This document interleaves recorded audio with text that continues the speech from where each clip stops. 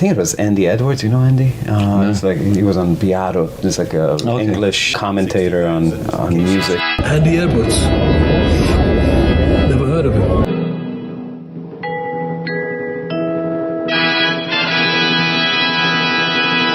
Hello and welcome to this video. On this video I would like to go through the 20 biggest music artists of all time and basically give you my honest opinion about them.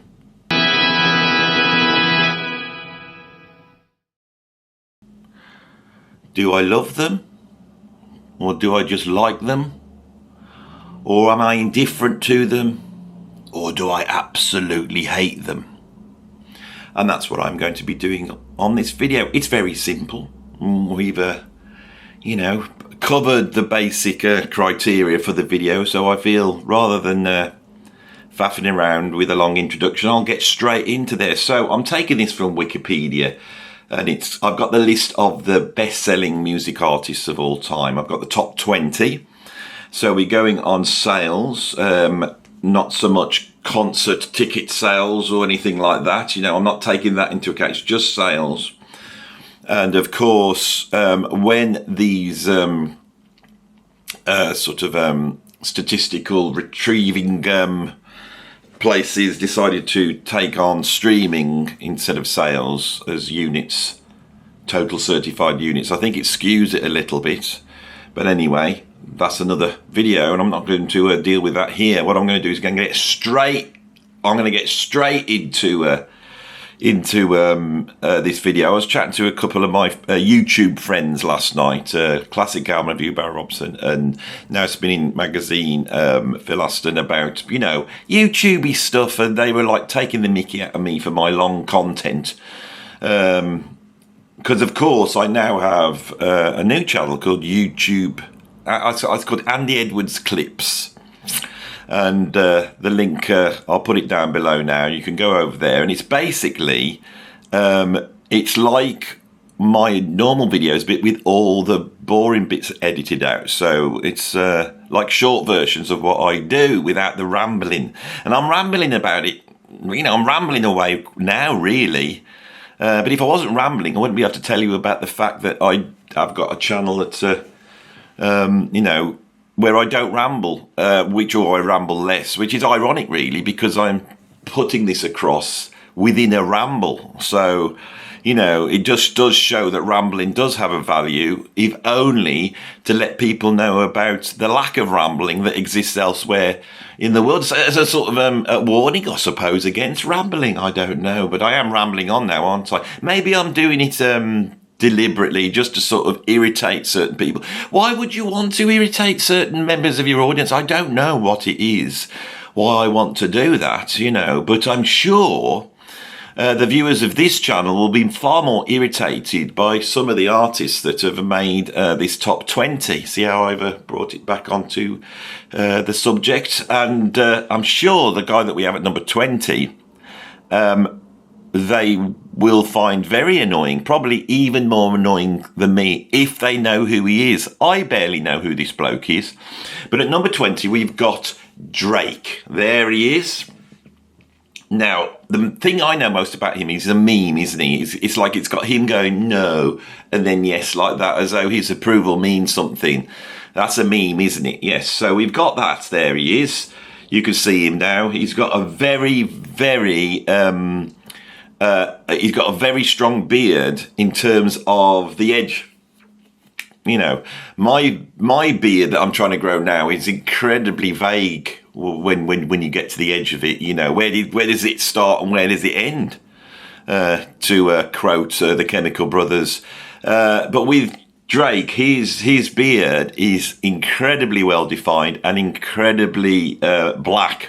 Like a black hole, we know when you see those videos and it's got like, this is the blackest object known to man. They've got this special paint and you can't, when you look at it, it just sucks all the light out of your eyes. Well, that's a bit like Drake's beard. You can tell by the way I am treading water here that if you were to ask me to name any record he's done, I wouldn't be able to. Now, recently, I critiqued some of his lyrics and my kids found this very, very funny.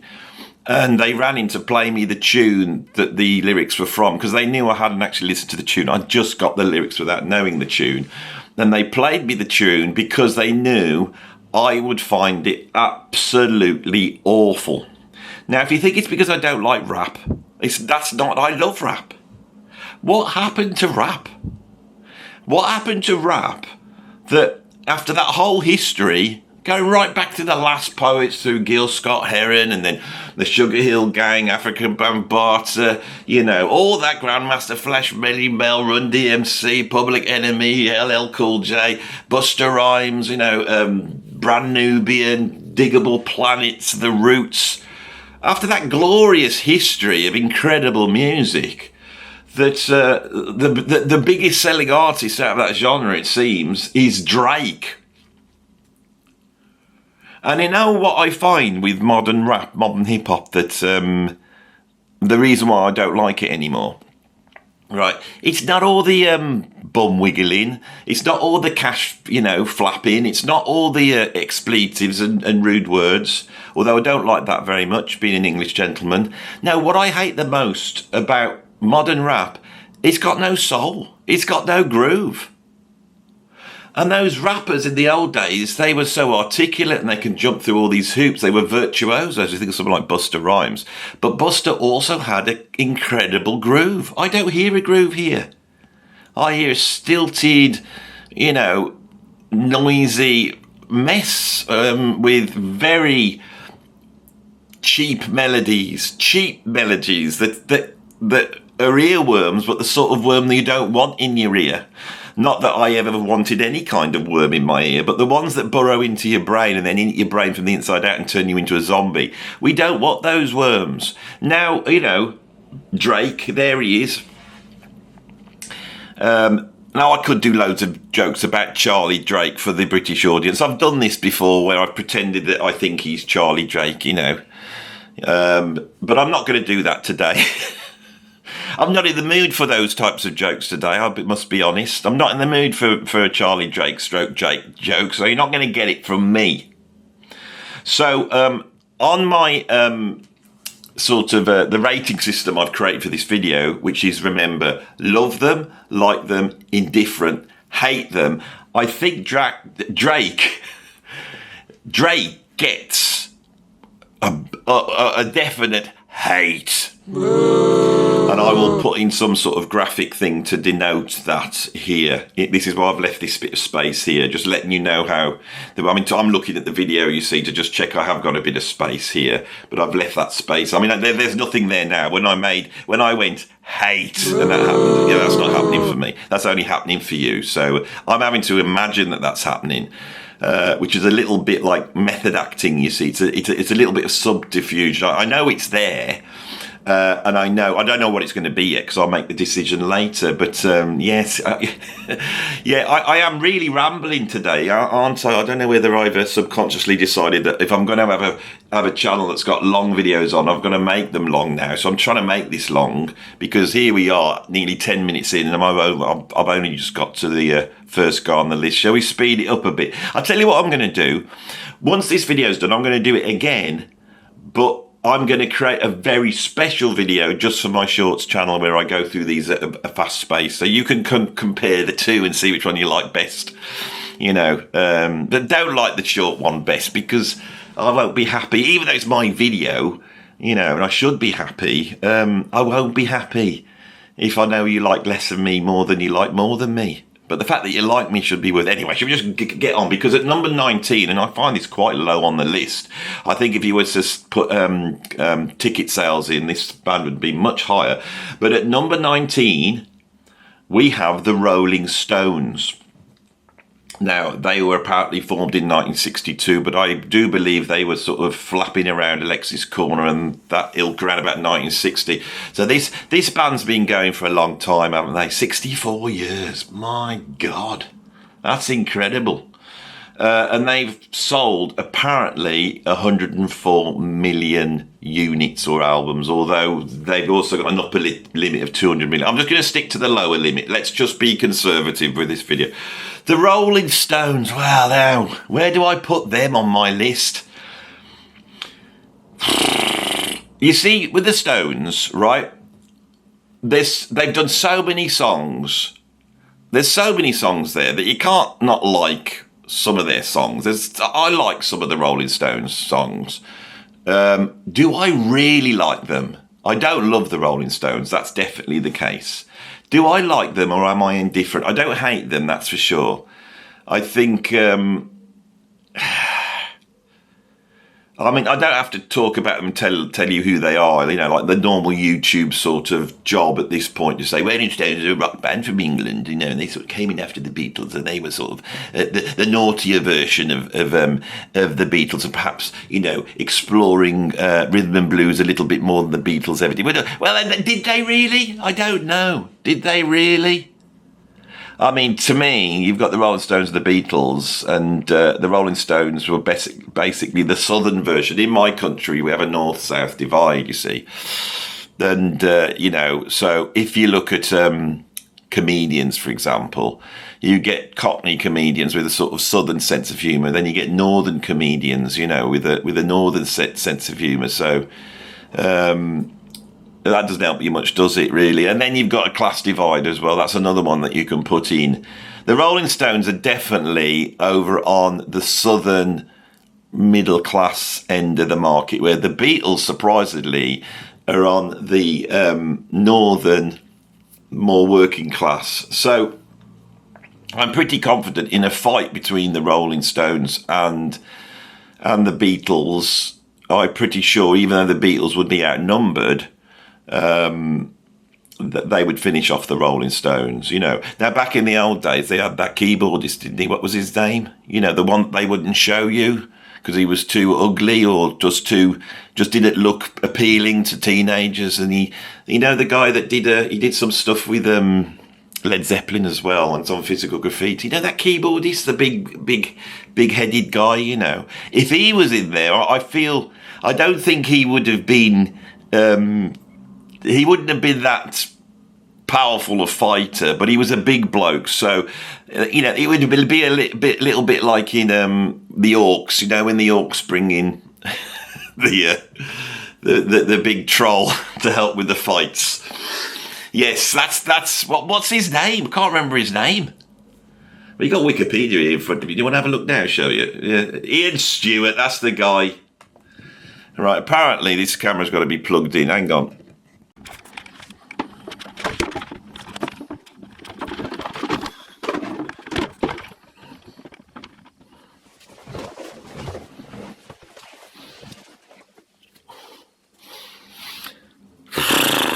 Camera fell over as well, so I just thought rather than try and get the camera in the same place, I would move the camera. And I actually think this is a better view, really. Don't you? I think the lighting's better on me, and the background's got those gentle shadows at the back. What about the Rolling Stones, Andy? Stop stalling. Gimme Shelter's amazing.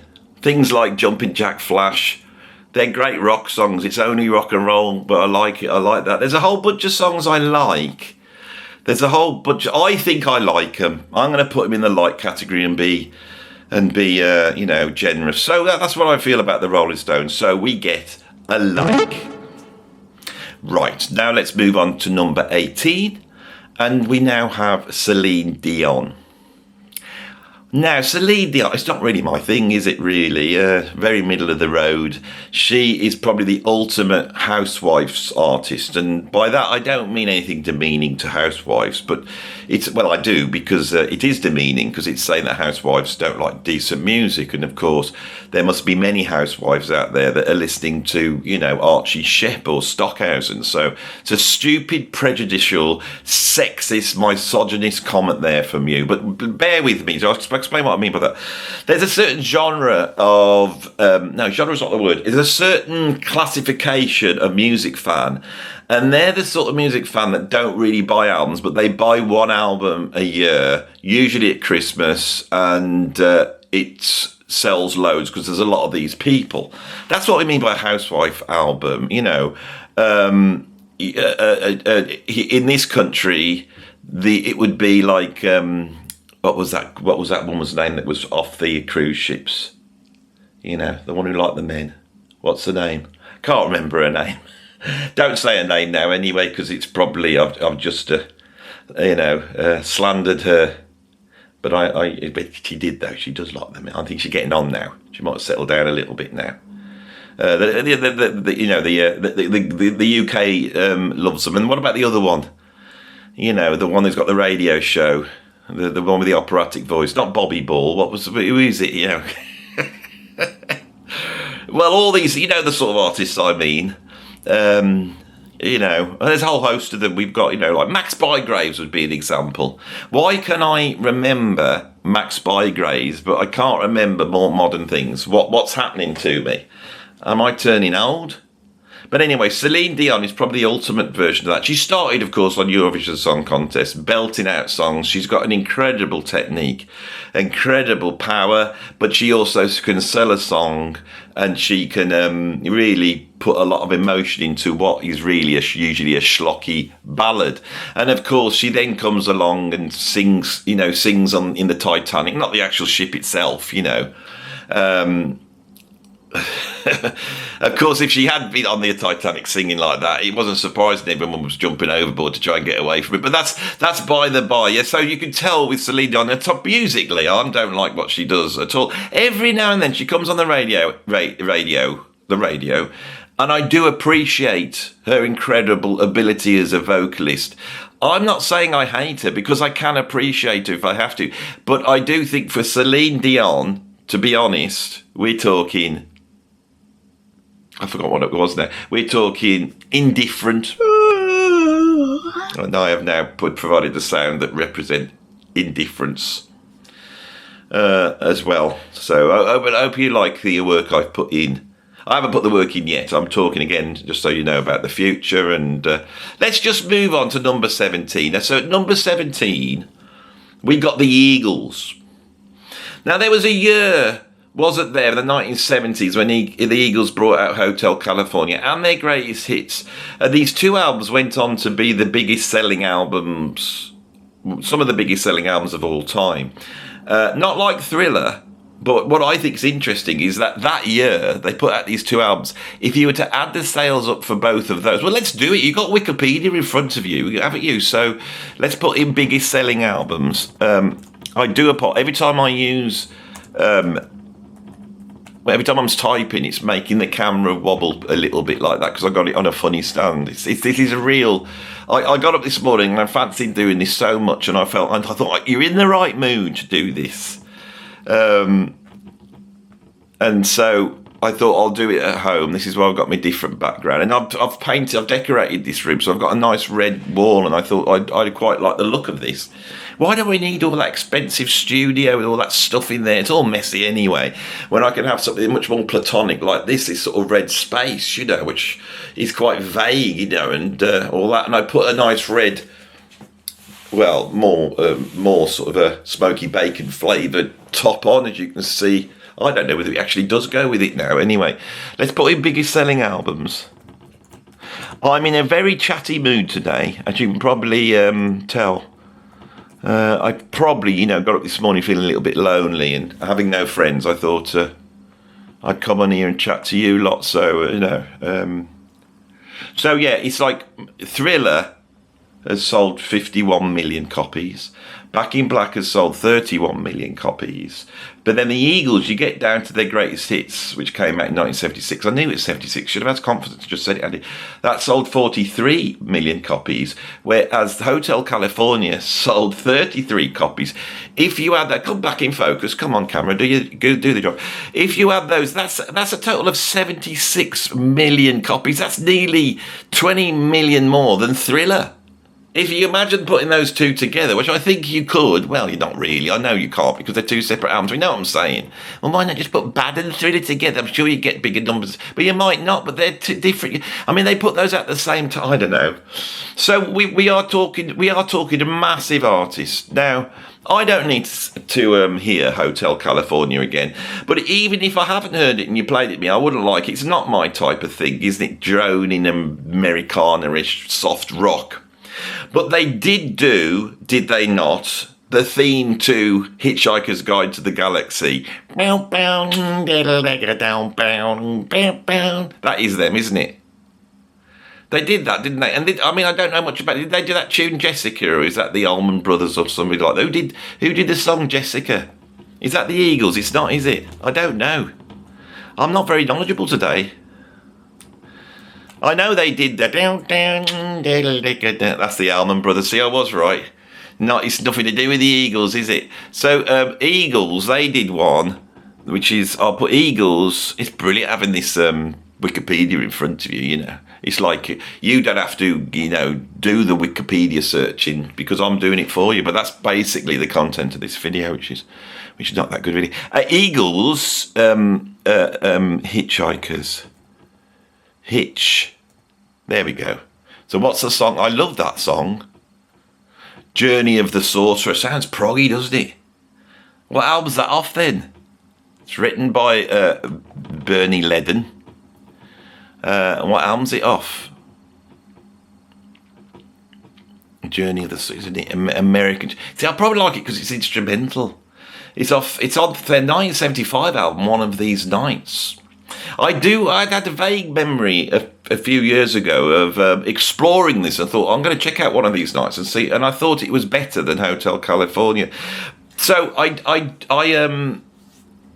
and you know that Stephen Holden from Rolling Stone magazine called it a bombastic instrumental that should have been omitted from the album. This just shows you what bloody idiots music critics are. They don't like anything that's got any character, anything that's got any musicality. And for that, I'm sticking. The Eagles get on my nerves. They seem like a bunch of bloody egoists. They're always challenging, but I don't like them. I'm going to put them in the hate category, even though musically they're really good. You know, the vocal harmonies are flawless and all that. But there's something about them I really don't like. And I got to be honest, I can't really listen to the Eagles without just picturing their twattishness. So I'm going to put them that I don't like them. So in the hate for the Eagles. There we go. Whatever symbol I had and sound effect for hate.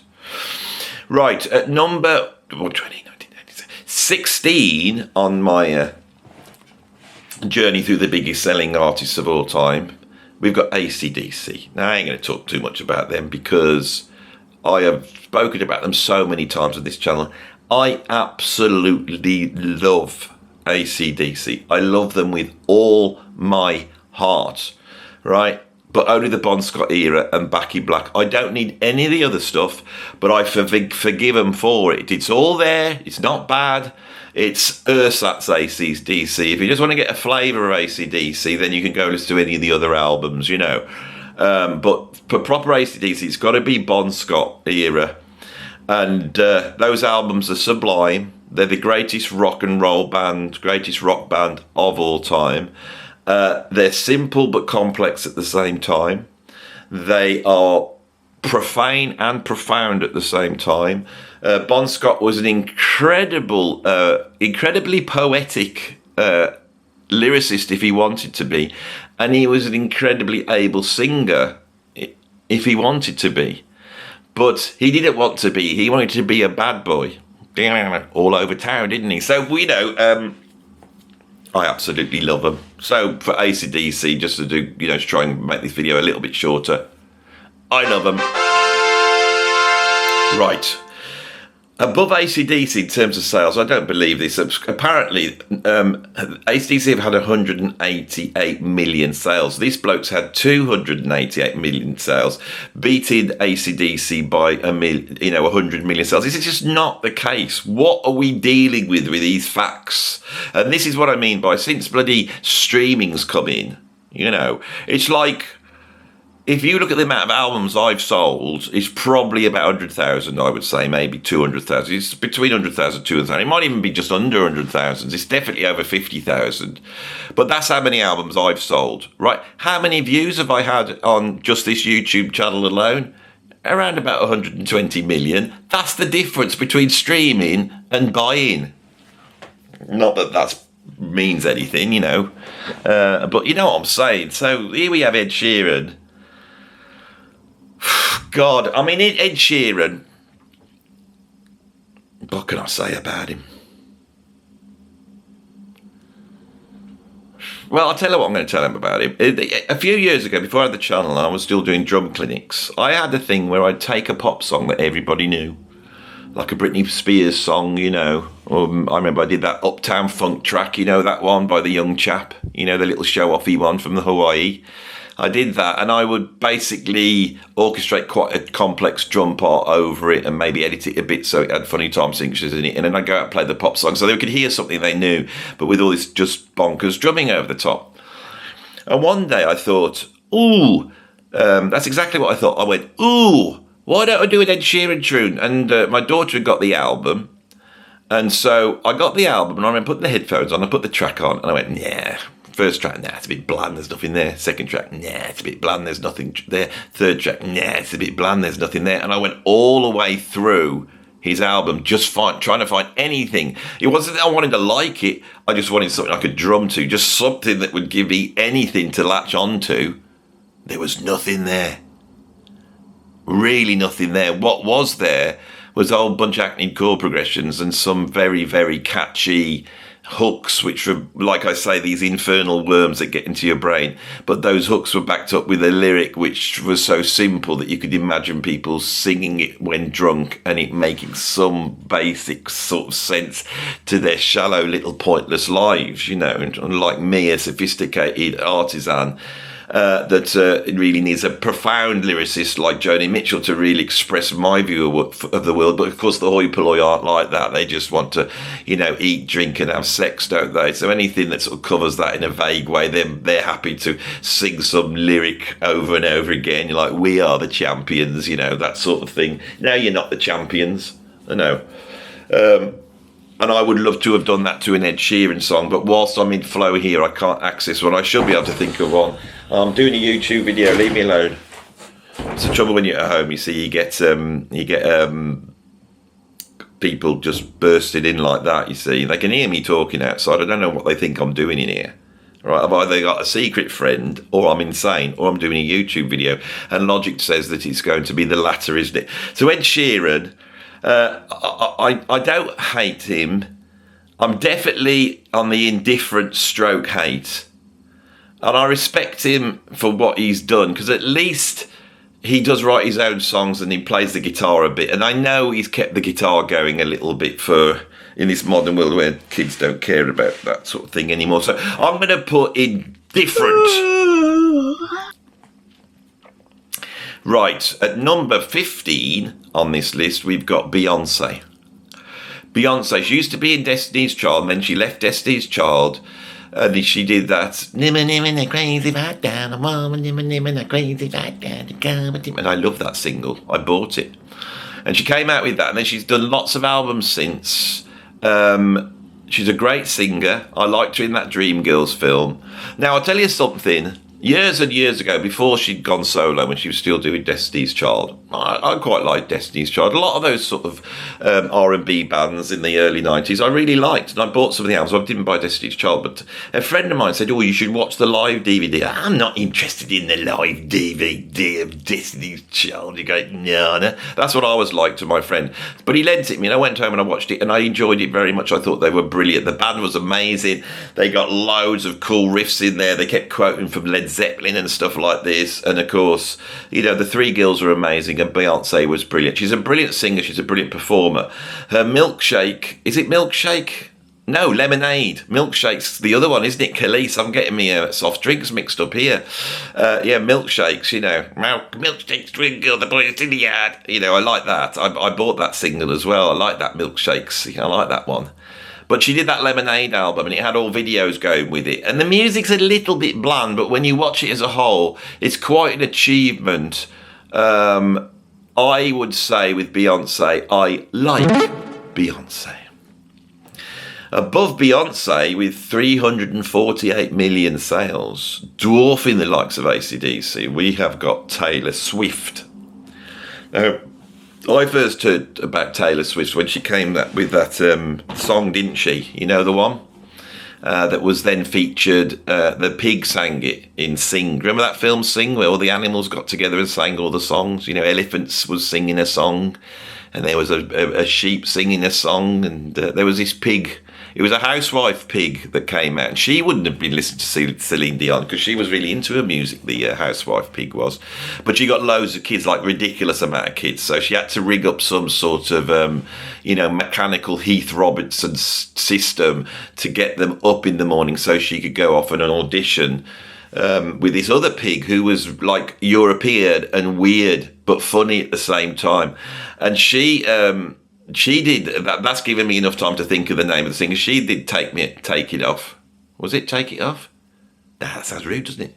Shake It Off. That's the one. Shake It Off. You can see how much I know about this. I enjoy this, you see. But if I was chatting about Gentle Giant, or Weather Report now, I'd be in my element. You would find there would be very little bits of information I can't recall with those bands. But when I get into this realm with Taylor Swift, but that Shake It Off's quite catchy and good. And then suddenly she's turned into the most blandest artist. And I don't think she writes her songs. I know people in the industry who've said that she doesn't write her songs. She writes a bit of lyrics and she can strum a guitar a bit.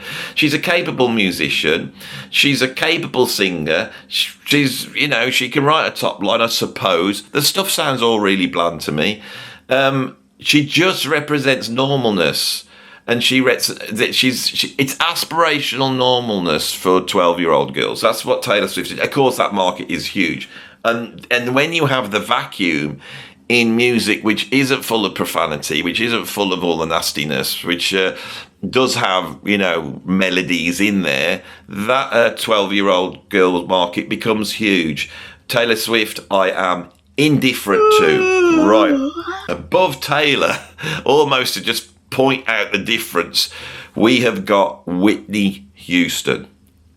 Whitney Houston emerged in the mid-80s. She was the daughter of Cissy Houston, who was a soul singer, and she was I think, niece of Dionne Warwick. Or Dionne Warwick was her godmother, but she's related. She was a Nepo baby, born into the industry with contacts like normal people couldn't believe, but also born with an incredible talent. What was her talent? She had subsumed all this black American music, soul music, rhythm and blues, pop music. She was able to deliver that with virtuosity, but her voice was cleaner and more pop orientated, and the same thing with her looks. Her looks were more very beautiful woman, but also very appealing to a mass market. She hooked up with my Lord and Master Narada Michael Walden, who produced her first record, and I think Narada was probably the greatest producer she could have had at that time, to be able to understand how to wrap all those things up and still be able to deliver the dirt, because underneath every Whitney Houston song there is a bit of grit and dirt, and on the top is all this beautiful singing. She was incredible. A tortured artist as well, too sensitive for the modern world, so many of them are, and she sort of slowly, imploded in a terrible way. I mean, with her daughter imploding a few years after in a very similar way. The evil and the awfulness of the music industry when somebody really is talented, and when you're talented and you're exposed to like the man who fell to earth. Whitney Houston was something else. She really was incredible, with an incredible voice. Do I love her or do I like her?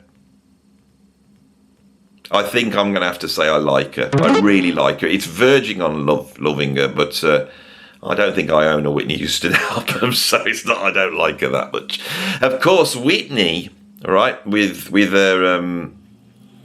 See, this here is putting Whitney above Taylor Swift, but she apparently she's got less sales. But anyway, above Whitney, we've got Mariah Carey. Now, Mariah Carey came in afterwards, even more beige, even more middle of the road in her looks and her manner and her demeanour and her voice. There's an incredible video of Mariah Carey singing with Aretha Franklin.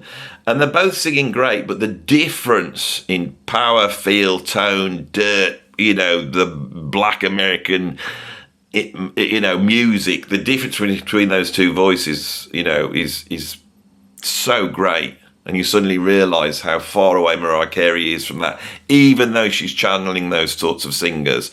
She's an incredible singer. Again, Narada Michael Walden produced a debut album, the right guy to do it at the right time. It sold millions and millions of copies. She then moved to a more sort of streety, hip-hoppy approach, and she started doing tracks with Busta Rhymes and stuff like that, which was great, but it didn't really show off her vocal. I'd rather have Whitney than Mariah Carey, but my God, she can sing. She really can sing. And she launched 1,000 singers, didn't she, old Mariah? Again, I don't dislike her. I like her. I'm going to give it a like for Mariah. Above Mariah, and this is interesting because I assumed Drake would be the biggest rap artist on this list, but of course I forgot about Eminem with his 345 million sales. Eminem is perhaps the greatest rapper that's ever lived. I say that knowing that there's other incredible rappers out there. There are a few rappers that could probably out virtuoso him. Only a few people like Busta Rhymes. There's probably a few rappers like Chuck D that are more powerful in their lyrical content. But as an all-round rapper, Eminem's really heavyweight. Now, of course, you could go onto YouTube and Google all the black rappers, just where they are, and you'll find this thing that's out there, which people discuss, which is the fact that no black rappers ever put Eminem down. Nobody ever said he's like the sort of cleaned up version of, this black American music form, or he's like the Elvis Presley of rap. None of that has ever been said about Eminem. I'll tell you why, because he is so truly incredible.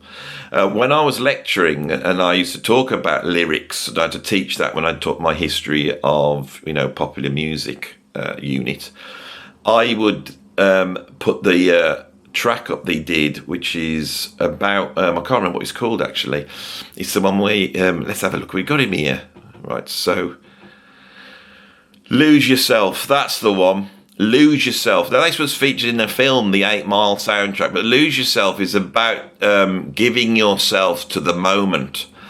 And when you listen to what that song is about, and also listen to how he delivers it, and listen to the breadth of delivery, the way he rhymes, he's rhyming at some points every other word, and he sets up rhythmical cycles and he breaks those cycles, and the risks he takes and the way he throws it around whilst delivering a tune which is a number one, and it's not a number one because some R&B singer's singing a catchy chorus on it. He creates the hook, and that hook means something to people because it is hard to lose yourself in the moment. And when you do need to lose yourself in the moment, that is usually the point when it's so difficult to do. And so I used to go through this song and analyse the lyrics to try and show the virtuosities that rappers had, because kids would be unaware of this. But also for kids to be able to, when they got the meaning, understand fundamentally the subject that they were studying, which is music, and why it's so important to be able to lose yourself in the moment and be able to come up with the goods. Now, when I was at art college, I can remember painting, and this lecturer came and he was talking to me about the very essence of creating art. And he said to me, he goes, you have to be like a little squirrel or monkey that's about to jump from one branch to the next. Now, if you get it wrong, you will fall to your death. But you have to do it with ease and grace, as though it is literally like not falling off a log, right? And I think Eminem puts that across. Here I am, doing a YouTube video. I do this every day now. Stick the camera on and I start talking. If I became aware of what I was doing too much and start to worry about the ramifications of what I'm saying, I wouldn't be able to just let go and talk in the way that I do.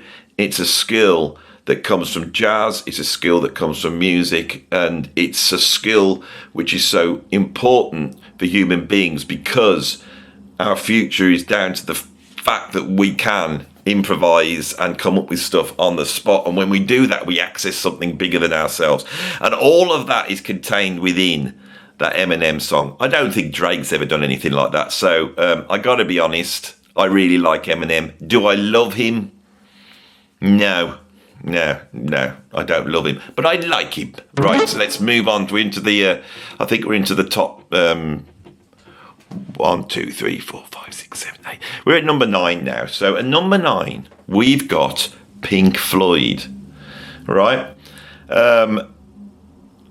Now, love-hate relationship I have with Pink Floyd. Where did we start? I've talked about it so many times. Should I just really quickly go through what I think about Pink Floyd? They come out in 1967. They are really Britain's next stage for the Beatles. The Beatles are going rocket at that point. There's 2 important artists that merge in 1967. One is Jimi Hendrix and one is Pink Floyd. Jimi Hendrix comes in and sort of goes, yeah, the Beatles are great, but look at this. This the Beatles was thinking, well, God, I thought we were the chosen ones up until now. What do we do? And then Pink Floyd comes in and sort of outdoes the Beatles. Sid Barrett was cuter. He was more quirkier. It was more psychedelic. They were more out there. So it's no surprise that, when they did that debut album, Pink Floyd was sharing Abbey Road with the Beatles. I think that's a really important moment. But who did expect it? Sid Barrett, the guy that really was who Pink Floyd were. That was the seller. Sid Barrett had the everything. That's why they're signed. Think about it. And he's gone. So then I feel the reason why Pink Floyd survive is because they are good old-fashioned posh English gentlemen, and they know how to organise themselves. They approach Pink Floyd as though it was some sort of lawyer firm, and they go into that zone and they keep it going. And I feel they make a lot of albums where there's interesting stuff and quite pioneering stuff, which is laying the groundwork for what's going to happen in Prague, in Europe. The whole krautrock thing, I think, comes out of early Pink Floyd in a way. But they're thrashing around trying to find a style. And then when they find that style, rather than it being Sid Barrett and them all sort of subsumed into that genius, it's a dichotomy between Dave Gilmour and Roger Waters. And for a few years, that mixture is sublime, and it gives us Meddle, it gives us Pink Floyd at Pompeii, it gives us Dark Side of the Moon. But I believe once it goes to Wish You Were Here, a certain conservatism is starting to take over. So I know loads of you love Wish You Were Here out there, but it's not my thing. I like it, but I love Dark Side of the Moon, and I love that period, and I love some of the early stuff. Animals I'm not so keen on. The Wall I don't like, and that's it for me. So it's a little blip, but my God, in that blip they do make the greatest album ever made. So I have to say, for Pink Floyd, I love them. Right above Pink Floyd, with 411 million units, certified units, whatever that means, we've got Rihanna. What do I know about Rihanna? She's from Barbados, I know that. I know that she did a song about an umbrella, which is really annoying, where she just says the word umbrella over and over again. Right? I don't like it. That's about as much as I can tell you about Rihanna. Again, I'm keen on, female rhythm and blues, R&B singers. It's not rhythm and blues anymore, it's rhythm and bass, isn't it, apparently? I'm keen on those types of singers. Rihanna I'm not, because she seems to lack, she could well be the beginning of that move. You see, the thing is, if you look at female black American voices, they basically come out of 2 voices. You've got Bessie Smith, you've got Billie Holiday, you've got the introverted, small, delicate voice of Billie Holiday, and you've got this throaty, almost masculine voice of Bessie Smith. And those 2 things wave their way through, and they mix in certain ways. if you look at, then, say, Mahalia Jackson and Ella Fitzgerald, we can see how Ella's taken Billie Holiday and she's made it more sophisticated, and we can see how Mahalia Jackson's taken Bessie Smith, and Bessie Smith has sort of come from the church, but actually gospel music is developing. So we see those two great big voices, and that really, in terms of pop music, then establishes itself with Aretha Franklin and then Tina Turner. But we've also got people like Diana Ross with that much more quieter songbird, Billie Holiday thing. And this moves through, but all the way through it, the music industry is blanding it out. They're blanding it out. But like I say, when you get to Whitney Houston, she's an incredible singer, but they have actually reduced the grit, if you would like. And Rihanna is that point, I think, where the blues and soul really get sort of that life that was in that music. Suddenly the life is sucked out at that point. So that's what I feel with Rihanna. I am indifferent to her. Above Rihanna, right, we have Led Zeppelin. The senses in the head. Right, so I absolutely love Led Zeppelin. There's nothing more that can be said. And my love of Led Zeppelin was so great that it created like a magnetic centre in me. And when I was about 12, 13, and I became aware that Robert Plant, the lead singer of Led Zeppelin, was actually sort of local to me, I was drawn to him subconsciously like a moth to a flame, but this flame was a great big rock flame, and I slowly and unknowingly was drawn into that circle, and eventually, as I always mention on so many videos and get the mickey taken out of me, which I find it so weird that people would sort of malign me for mentioning the fact that I drummed for Robert Plant for about 2 or 3 years. His only drummer through that period. His only drummer, Robert Plant's main drummer, right? This is a song that was recorded later on by a very famous English rock band, and called Herman's Hermits. It's called We're Gonna Groove. That's I'm proud of that, but also then getting into that circle, learning about myself and realising that I really wasn't of that world. My interest lay elsewhere. That was a big journey for me. It's all down to Led Zeppelin. Led Zeppelin, they're that heavy rock band that opened the door to the whole world, the whole musical world that's out there. And there was so much in that band. I do love them very much. That's all I'm going to say on Led Zeppelin, because we're going to move now to the one we've got at 1, 2, 3, 4, 5, 6. At number 6, we've got Madonna.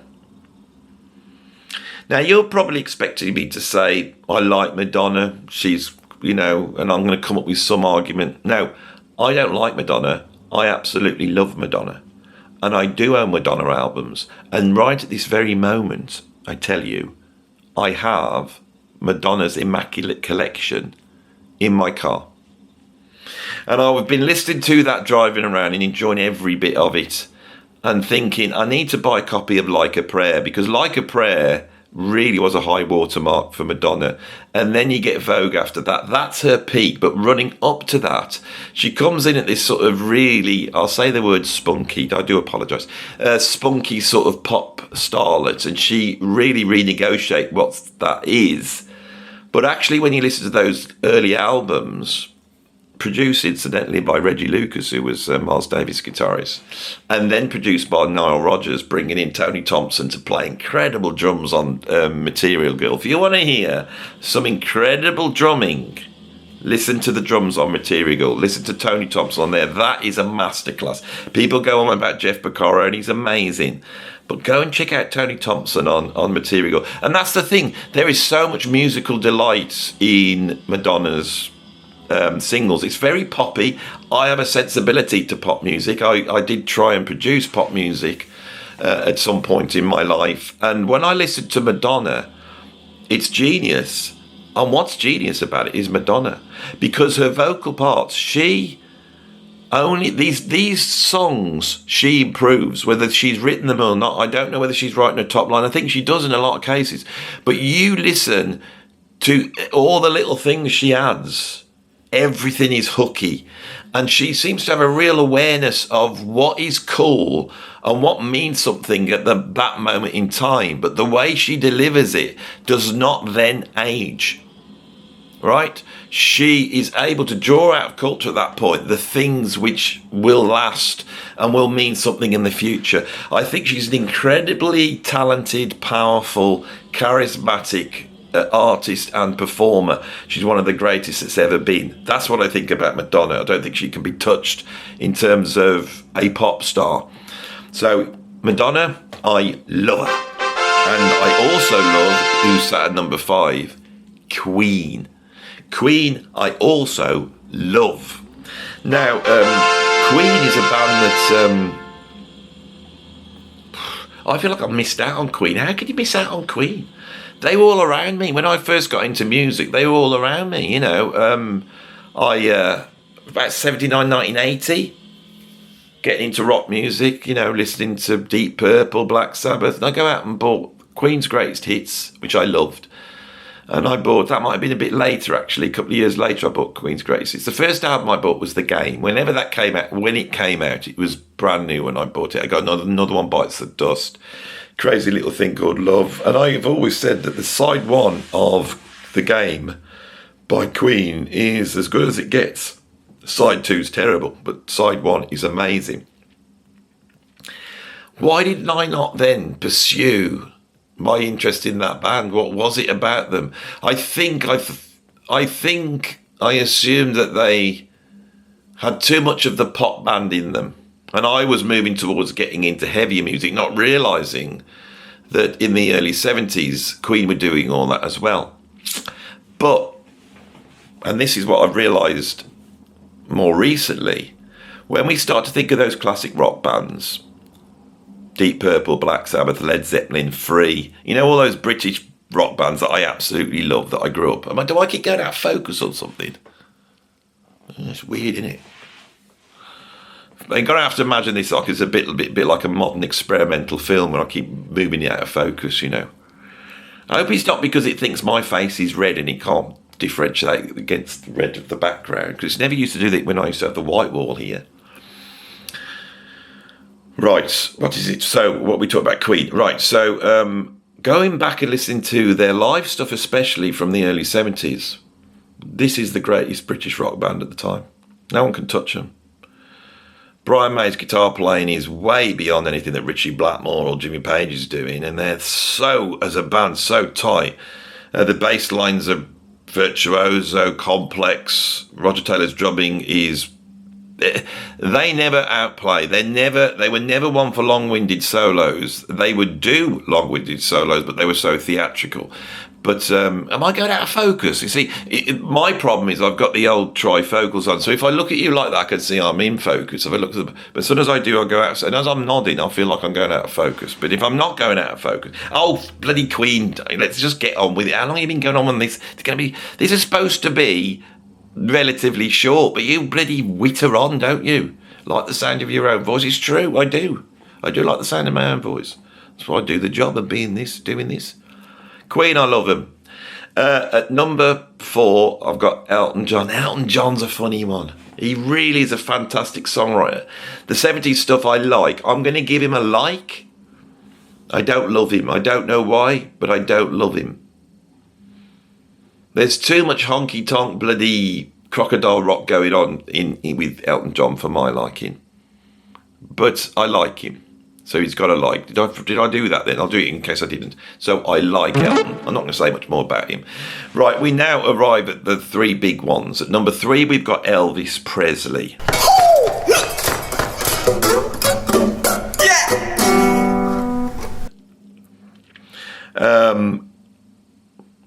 I've got loads of Elvis albums. I hated him when I was a kid. I thought he was a bit of a poser. I was very young and he would be on the TV and I'd look at him and go, what the hell's that? Because I'm at that age where he was past his sell-by date, the sort of Las Vegas Elvis. I can remember being very young and watching a special of his and him being there in his white suit doing all the karate moves. You know, and I was probably into, at that point, I was listening to probably Gary Glitter. So I'll put myself off now. So, I wish I'd never said that. Shall we rewind? I'll say that. Back at that point, I was probably into Shawaddy Waddy or Sweet or something like that. Mud, that was my favourite group. They were the only groups I liked back in the early 70s. That was it. You can't have a go at me for being bloody 6 or 7 years old and liking Gary Glitter. All us kids loved Gary Glitter. Thank God we never got in his vicinity. We can only, thank heavens for small mercies, I suppose. I think he's been done again. I'm going out of focus. I'm definitely out of focus now, aren't I? Come on, camera. Elvis Presley, I have grown to realise what a genius he was. I think I might have done a video on Elvis. I seem to remember trying to rehabilitate him, because as soon as you mention him, he goes, well, he was just the white face of black rock and roll, and it's not like that. Rock and roll was not black. Rock and roll was black and white and brown and all the colours. It's all American music is a big hodgepodge of all sorts of different things. But the thing that's interesting about Elvis, when I really started to understand Elvis, was when I realised that his grandmother was Romany. And that the Romany influence in America has been completely erased. Romany musicians, and I want to do a separate video on this, and I'm really thinking about this lot. Romany musicians leave India around about 500 AD. And there's an exodus of them. They're brought out originally by various sort of Middle Eastern, this is before Islam, Middle Eastern kings, because they're so talented musically. They've got it all going on, all the odd time signatures, all the heavy improvisation, all the bendy, insane notes. They've got it all, the incredible rhythms. And that diaspora of the Romany, you could see a line which is going through Europe, up into Northern Europe, into sort of those Bulgarian and Romanian wedding bands like Ivar Papasov, out into like the flamenco, up into the UK with a sort of Gaelic, Celtic, folk music of the sort of western part of the UK, down into North America, into African music, creating a song type of structure in African music, which is most likely far more the ancestor of the song tradition that comes in from Africa that creates the blues, which is also melding it with, believe it or not, Romany influences that are coming through America. And all of this has been discounted in the same way as when we talk about the Second World War, we're always talking about the Jewish Holocaust and not talking about the Romany Holocaust. And so I feel that for some reason identity politics has not come along and really rehabilitated Romany, the Romany influence on the world, on world music, which I think is profound. And I would go as far to say that everything I like in music, all the different attributes I hear in African music, Indian music, in flamenco, in jazz, in Latin American music, could well go back to those tribes of Romanis leaving India. Because when I listen to Indian classical music, especially northern Indian classical music, I feel at home. I think that's my music. It's got everything that I love about music. Elvis Presley's mother was Romani, and I think that that is the little spoon of magic that gives Elvis his moves, his look, his dress sense, and his vocal approach. And once you realise that, you realise this is not about some white American crossing the tracks and assimilating black American culture. That is far too simplistic. I love Elvis Presley. At number 2, we have Michael Jackson. Michael Jackson, for me, is that move where black American popular music becomes popular music. He's the one who does it. And he consciously tries to do it with the help of Quincy Jones. The Jacksons have an appeal which crosses over to white America, which James Brown and Parliament Funkadelic don't have. But Michael Jackson is as heavy as a James Brown. He's as heavy as a Parliament Funkadelic. He is as funky as anybody ever could be and as soulful as anybody can ever be. And he manages, I think, to take that great big voice of Bessie Smith and that songbird voice of Billie Holiday and Diana Ross, and he actually integrates that sound into his vocals. Because he sings quite high, he's often operating almost like a female, R&B singer. With Off the Wall, he decides to make a statement and make an album which at that point in time is the greatest American pop album ever made. And I think it still is probably the greatest American pop album ever made. I think only Earth, Wind and Fire come close to anything that profound. It's just incredible. It's an incredible album. People go on about Sgt. Pepper, and all these incredible albums. For me, there's certain albums I go back to and I am just astonished by them. Off the Wall is one of those albums. Then he takes all of that and he presents it to the worldwide audience, consciously, really thinking it through. Every single song absolutely tuned to perfection, so it will be attractive to more than just that, Black American rhythm and blues audience. And he does it. This is like the biggest achievement. Thriller, he does it. And it's Michael Jackson driving all this. The guy was an utter genius. The film's just come out, and I think, all the kids have just discovered him again, because he's absolutely an absolute musical genius on every single level. He's totally warranted to be here at number 2. Obviously, all these stories float around him which maligns him, but for me, I absolutely love Michael Jackson. Of course, at number 1 we have the Beatles. I probably mentioned the Beatles already regarding all the other artists on this list. The Beatles are a little bit like the God-shaped hole in which we exist. It's that profound when you start to consider the Beatles, So, earlier on in this video, just to show there is a level of conceptual continuity here, I mentioned Douglas Adams, Hitchhiker's Guide to the Galaxy. And Douglas Adams famously said that considering the existence of God through the argument of by design is a little bit like a puddle of water saying, oh my God, I can't believe that the shape in the ground is exactly the same shape as me. How could that possibly happen? And I feel that actually does not point to an explanation that there is no God. What it does is it points to a profound question of what is God.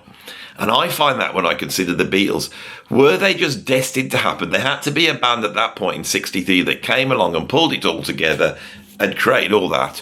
Or were the Beatles just a one-off, and without them, we wouldn't have any of this? Which one is it? I don't know.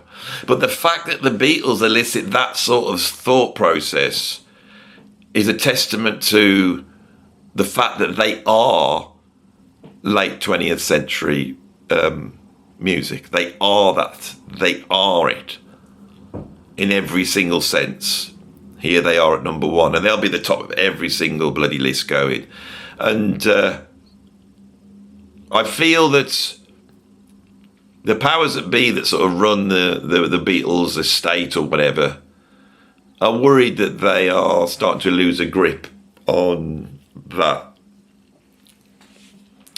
legacy, and they're trying to stoke it, and they're stoking it with AI songs and putting out box sets, and they're trying to delve deep into what they have in sort of product to try and keep it going, and I actually think they're demeaning it.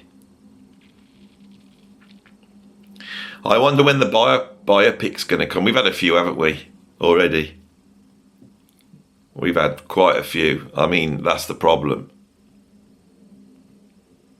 So, yeah, I love the Beatles. What's my favourite artist on this list out of these 20? It's without doubt Led Zeppelin.